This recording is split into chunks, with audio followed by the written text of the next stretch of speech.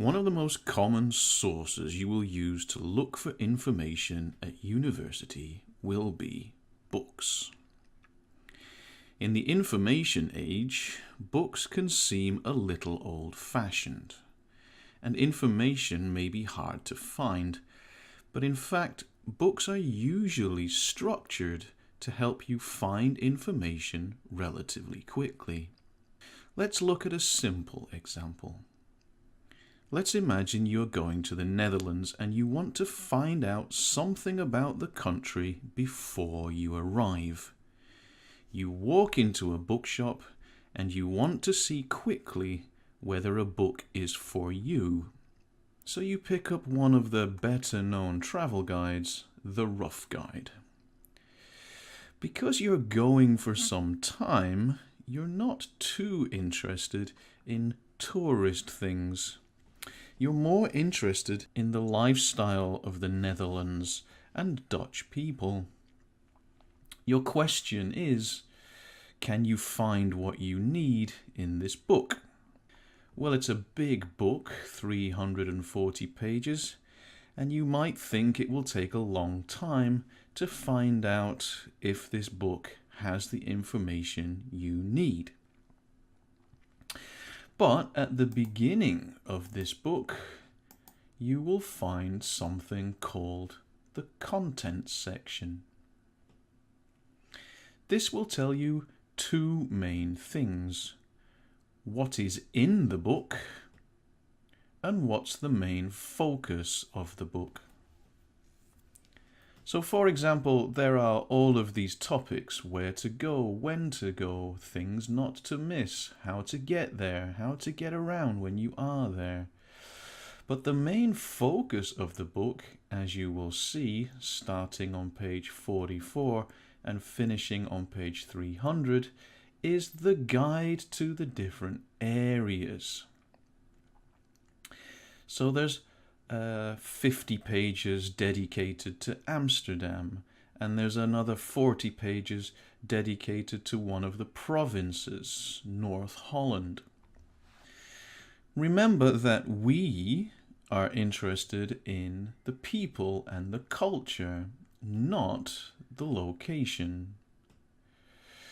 So as we can see, there's not a lot here. Perhaps this section on culture will help us, but there's only 2 pages. Let's have a quick look. Now we come to the second feature of books which are very helpful, the subtitles and titles. So here we have culture and etiquette. It talks very quickly about drugs and prostitution. And here we have a section on drugs. But really, that's not what we're looking for. This doesn't tell us much about Dutch lifestyle. So let's compare that with a different book. This is The Lonely Planet. This is another popular travel guide. And if we look again at the content section, you will see that the majority of the book, like the other book, deals with various locations. But we also have this section on understanding the Netherlands, including the Dutch way of life. This tells us a little bit about the Dutch people, that they are tall, they're a tolerant people, the sizes of their family, some Dutch concepts, and there's a short section here on population. Perhaps most interesting from my perspective as a foreigner, this section of multiculturalism might be the most interesting. So if I had to choose between the Rough Guide and the Lonely Planet, then the Lonely Planet seems better for my needs. However, still probably not the book I want. I would probably be more interested in a book like this, which is dedicated to the culture of the Netherlands. A quick look at the content section here. will show us that we have a whole section devoted to the people, their values and attitudes, their customs, the people at home, how they spend their leisure time, and so on. I would say, given my needs, this is the book for me. However, I could probably find most of this information on the internet, and probably a lot quicker. So what are books better for? Well, not all information is accessible on the internet. You can get some things perhaps, but for your academic career, a lot of what you need to know is found in particular texts. If you're studying, for example, at Saxion, perhaps tourism management in your first year, what you will find on your course is that there is required reading, books that you must buy. So for sure, you will have to deal with books on your course. One thing that books are considered to be good for is that they are a valid source of material. They're a valid source of information. This is because the information can't be changed by anybody, like, for example, on the internet, on Wikipedia, and that anybody can go and check the information which is contained in the book. So let's look at one example.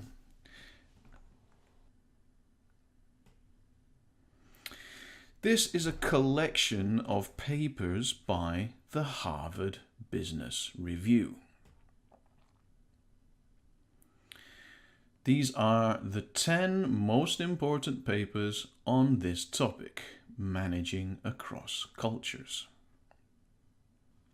So imagine I have an assignment about the use of language in cultural management, and I want to quickly find some information. Let's try using the content section first.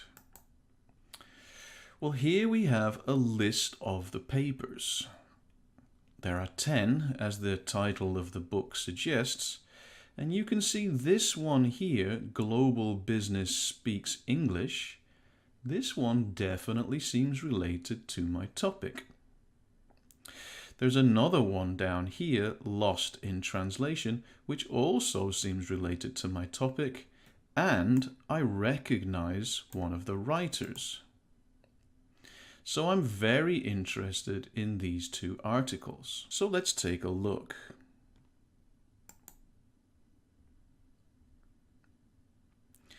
We can see very quickly this is about language. If we use the substructure of the text, for example, the headings, we can see that this text is indeed very interesting. There's perhaps even a question here for an argument essay about, will Mandarin Chinese become the next language of business? Very interesting. And as you can see throughout this, we have English, communicating in English, fluency, English speaking, and so on and so on. And here at the end of the article, we can see a conclusion about adopting a universal English policy.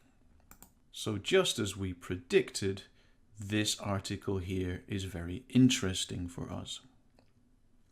Let's take a look at this article, Lost in Translation. We know that translation is about language. Well, apart from the title, there doesn't seem to be very much in the way of language-related content.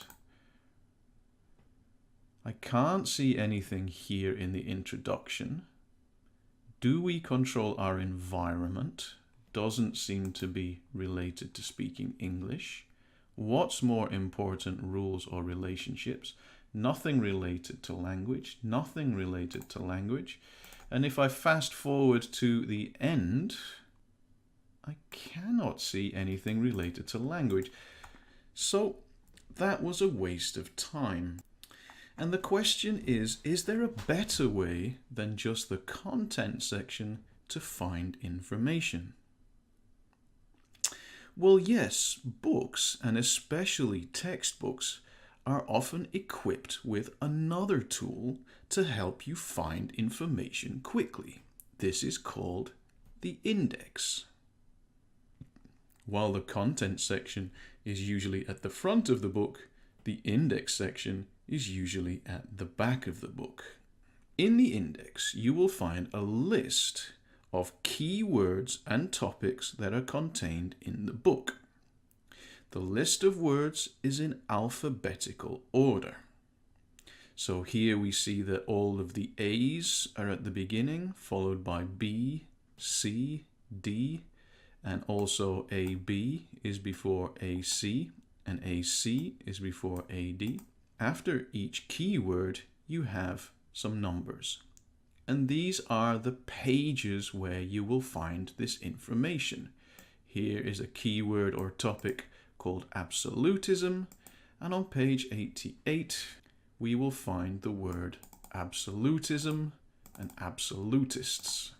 Here you will find a word that doesn't have any pages after it, and that's because there are a range of topics which are related to it. So for example, adaptation to cultural differences, this topic is to be found on these pages. Adaptation in global business, this topic is to be found on these pages. Adaptation for multicultural teams is to be found on these different pages. And as you can see, there's often more than one page which deals with the same topic. Let's look at language.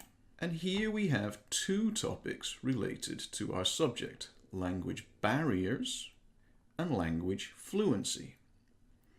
There's also language policy, but this tells us to look at a different section, corporate language policy, which, as you can see, is here on page 103 to 116.